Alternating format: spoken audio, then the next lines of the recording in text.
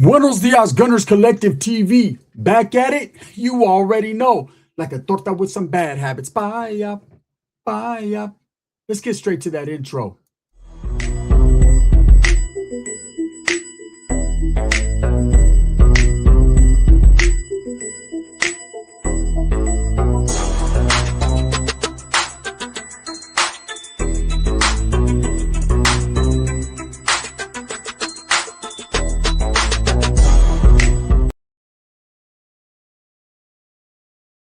Welcome back to the channel, and if you haven't already hit the like and subscribe button, make sure you go ahead and do that. Put your notification bell on all so that way you're directed in the direction of the dope content that I stay kicking, and I appreciate the support. I'm very humbled by it. Orale ese boxer. Boxer Enriquez has struck again, right? Boxer did a video where he was addressing a question about the Fresno Bulldogs, right? And basically giving you a rundown from his perspective on the history of the Bulldogs, their split from the Norteño faction, and kind of how it was during them times and what exactly happened. But he did say something that stuck out to me, and it stuck out to a lot of people. And a lot of people are taking it as disrespect. Now, every man has his own opinion. Every man's going to tell a story from his eyes, the way he's seen it, the way he lived it. You know, there's no denying the fact that Boxer Enriquez is part of the history of the South. He was definitely somebody who was around during them times in the beginning, but not the end, right? And I can tell you this first and foremost, man, when he speaks, people listen. They gravitate towards his channel. They gravitate towards what Boxer's saying, because how do you get a story from someone who's never lived it or never been involved, rather than get the story right from Boxer Enriquez, the horse's mouth, right? Someone who lived that life to the fullest. Regardless if you identify with the way his career ended, if you agree with what he did to make a better life and better choices for himself, that's neither here nor there. The fact remains that he does got a YouTube channel now where he is creating this narrative about himself and telling his stories. And a lot of people like it and they respect it. So I'll say this. Boxer speaking on the Fresno Bulldogs, it was definitely going to come up. People ask questions. They want to hear these stories. They want to know what his perspective was on why the Bulldogs left the Norteños and exactly how turbulent it was during them times, right? Because we hear a lot of stories about the Bulldogs defecting for the Norteños. Did they drop out from the Norteño movement, or did they just push off? Were they able to establish on prison yards in the California system? Were they able to gain their respect and their tables and their handball courts and their spot on that yard? Or was this merely just a tactic by a few individuals that corrupted a whole bunch of individuals, and now it's too late for get backs? Well, I'm going to tell you guys this right now. I lived it as well, but I lived it from a whole different perspective in a whole different area. See, at the time Boxer was doing time in prison, he's much older than me, and he was living it through the CDCR's eyes, right? I was living it through the California Youth Authority eyes. I was all hands on deck, frontline status right there, engaging in combat with the Fresno Bulldogs from the moment that they decided to hand us a huila saying that they were no longer going to push the end. They were no longer going to be Norteños. So yes, first and foremost, I can tell you guys right now that they were a very worthy adversary. And why is that? Because they were the same homeboys that were busting spreads with me 3 days before. Because they were the same dudes with pieces in their hands, hitting them yards, handling their business. And because they posed a potential threat to North and South, because the Bulldogs were relentless and they weren't giving up. Look, I got a lot of respect for the Fresno Bulldogs. I did back then, I do today. And the reason that is because they were probably the most worthy adversary that I ever came across. They were the opposition that you needed to watch out for. These guys were not waiting to engage in combat. They did not PC up. They did not ask for protection. These guys hit every yard that they were told to hit, and they either got off on that yard where they were mad at, or they were taken off by administration. But one thing is for sure, never once did I ever come across a Fresno Bulldog that rolled it up, that decided he couldn't be there no more. Even if it was just one, Them dudes always maintained their integrity, their morals, and went to the yard. Now, that's just my perspective on it, right? And I lived it, so I could tell you guys. Now, Boxer made a statement in his video. He called the Bulldogs the Edgars of the North. And I don't think the critique was harsh. I think what he meant to say was they were different than your traditional Cholo style of North and South. See, when you think Norteños and Sureños, Southsiders back in the days, you think a more poised, militant, Cholo style individual. The brochas, the bald heads, the tattoos, you know, the theories are all out there that, you know, North and South are much different from each other. But to be totally honest with you, they're the same coin, just two different sides. A lot of the things that they did back in the days, people they aligned themselves with, might have been based upon politics and two different idealisms and ways of thinking, but they were all brown and Mexican, and that's the way motherfuckers carry themselves, their traditions, the culture, and all that. I know when you think up north, you think Norteños that gravitated more towards the black culture, saying the N-word, having different type of hairstyles, but that's just that Northern California swag. See, Norteños been doing that shit since day one. It wasn't them trying to be black or mayateros or whatever other fucking title gets put on them. What it was Norteños adapting to their surroundings and having respect and love for people that they did not beef with. Cultures coming together is a beautiful thing. It's a great thing. It doesn't mean one culture is influencing more than the other, because best believe both cultures, Mexican and black, have influenced each other a lot along the way. There's no denying that. You're going to have people that are bitter, but they need to get better. You got to understand that both cultures have adapted to each other. Now, in this day and age that we're living in, the Edgar era, yes, there are Edgars. And let me explain to you what that means and what I think Boxer was trying to say. And you guys can go back and ask him exactly and even show him this video. And I'm doing this out of respect, right? The Edgars of the North, when people think Edgars, they laugh. You know, Edgars is basically a haircut, the painted fingernails, the funny clothes, the tight pants, all that. I think we're almost out of that era. I'm starting to see these youngsters gravitate more towards the traditional styles of gangsterism, right, rather than the Edgarisms. But the mannerisms are still the same. You know, once you get klecha, you can't change that klecha. You can't change that schooling. You're schooled, and that's the way it is. And that's what's up. You know, every era is going to be different. So what I think Boxer was trying to say was the Bulldogs were considered the Edgars of the North because they were different. Okay? They chose a different path.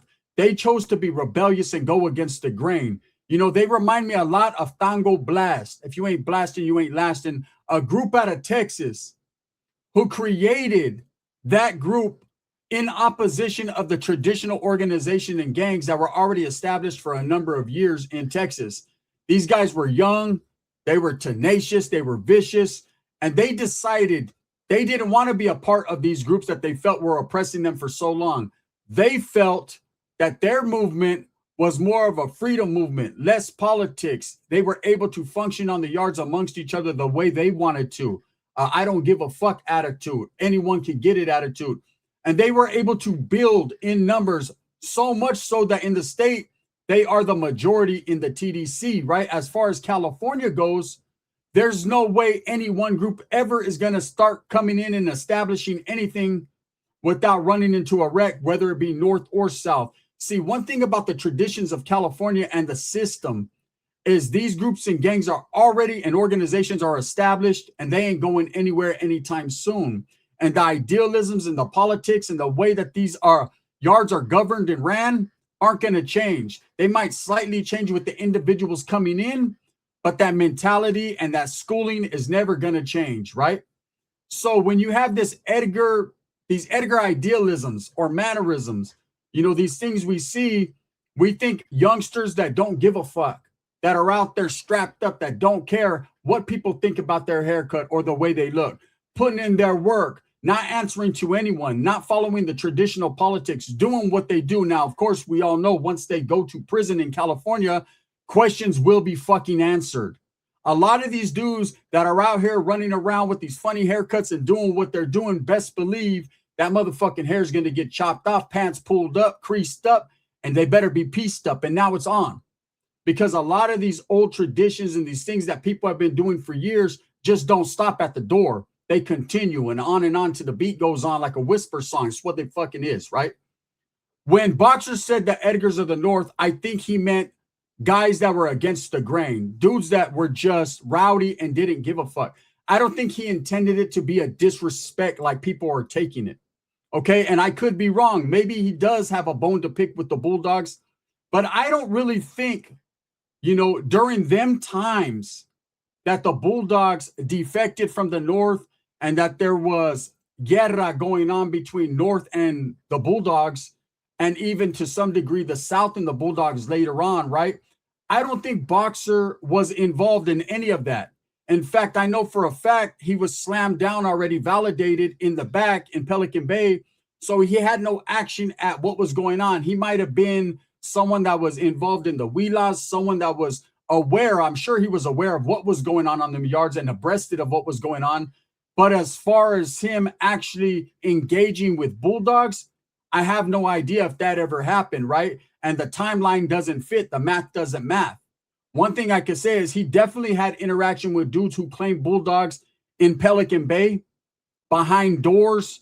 And I'm sure he had a lot of conversations or maybe even functioned or programmed with old school F-14ers. See, F-14ers being the original gang or group out of Fresno before the Bulldogs were established. And even after the Bulldogs were established and they started to grow in numbers, there still were a lot of guys that clung and hung on to the label of F-14. Even to this day, there's still old school dudes. If you run into them, they always represent the F-14ers, because not only is that a big part in their history, that right there establishes them as old school and from a different era. See, these youngsters nowadays from Fresno want nothing to do with the 14. Not at all, not a little bit, not even a lot of it, right? But the old school F-14ers have a different mentality. They understand where they come from. They understand the historia, the history of Fresno, and they understand, what time it was during that era. And I got to respect the F-14ers, because these were the original dudes that when the fall off did happen, when they did defect from the North, not drop out, but defect from the North and decide to run their own program and do their own thing, these were the dudes that were engaging with the Norteños and the Southsiders on those prison yards.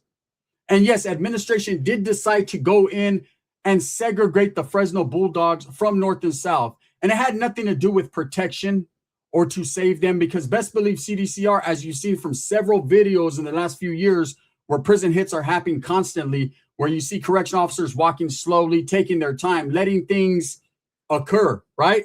You could tell that they were not going to just save this one group from disaster. What they decided to do was they didn't want to work too hard. They didn't want to do the write-ups.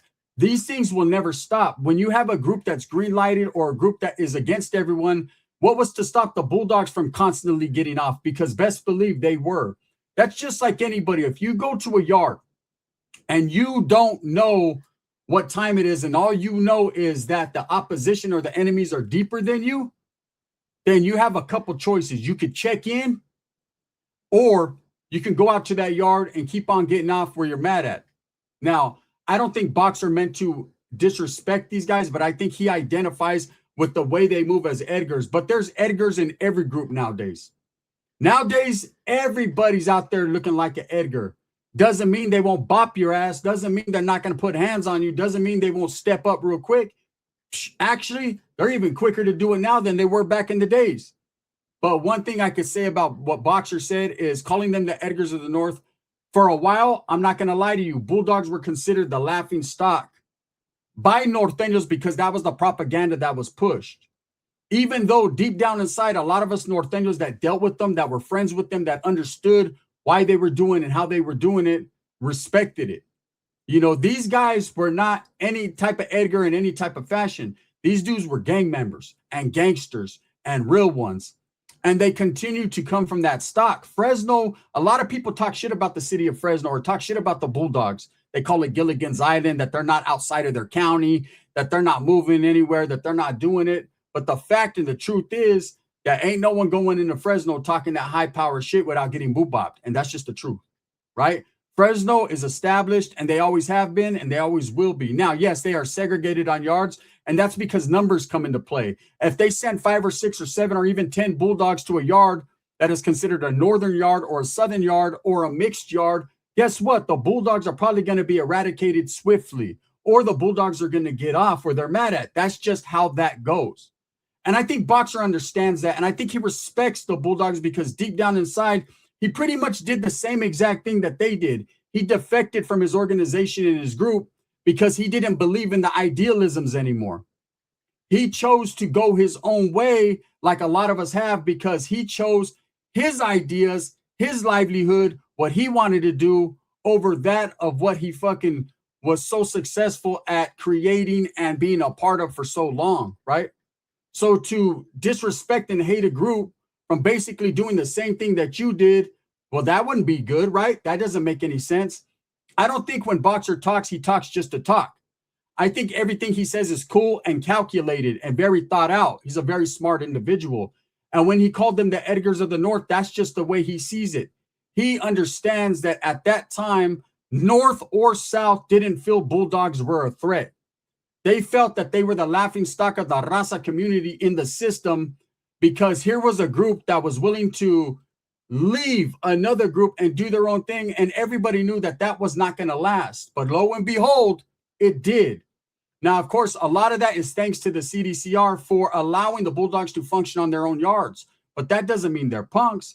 That doesn't mean it's a breeding ground for suckers. No, not whatsoever and not at all. That means the Bulldogs are just in their own zone doing their own thing because that's the way the Placas want it.